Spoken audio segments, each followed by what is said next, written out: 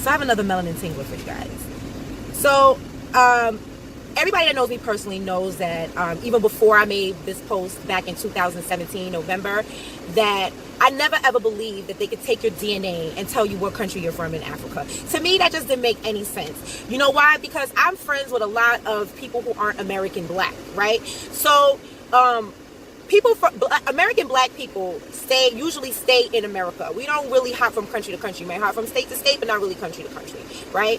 But black people around the world move from country to country. I have friends that were born in Trinidad, and I'm just making something up right now, and let's say their parents were born in St. Vincent, and then but their grandmother was born in Barbados. You know, you can't take their DNA and tell them what island they're from. How can you take my DNA from 2018 and tell me where my great-great-great-great-great-great-grandmother from? That just doesn't make any sense.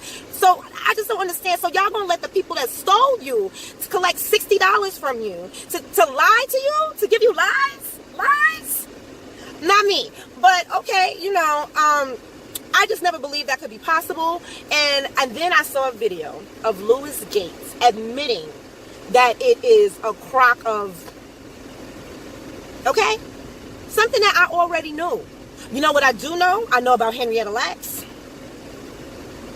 And I know that they want our DNA. So now all the people that have done it, you have given over your DNA to them. And now they just released something where they're going to release that information to another pharmaceutical company.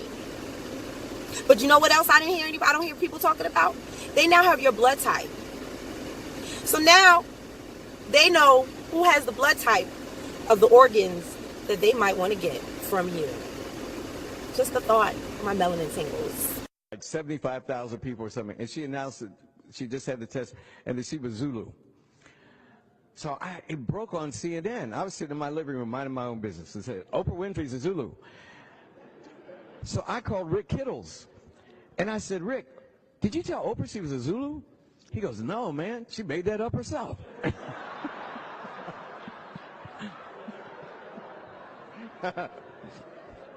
It's a true story. It's a true story. I would lie to make you laugh, but I'm telling you a true story. So I said, Rick, are you in your lab? He said, yeah. I said, is anybody there? He said, no. I said, when the results come in, make her Zulu, man. You know? I said, you back there making it up anyway.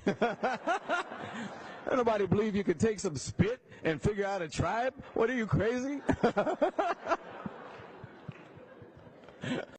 This business of genetic genealogy is fraught with limitations. For one thing, it can only provide information about a tiny fraction of our ancestry. Because we get half our DNA from our mothers and half from our fathers, almost all of our DNA gets shuffled and remixed every generation, making it impossible to trace what comes from whom. So you've got 2 parents, you have 4 grandparents, you have 8 great-grandparents, 16 great-great-grandparents, and it adds up fast. It adds up so fast, in fact, that if you go back 20 generations, you've got over 1 million grandparents.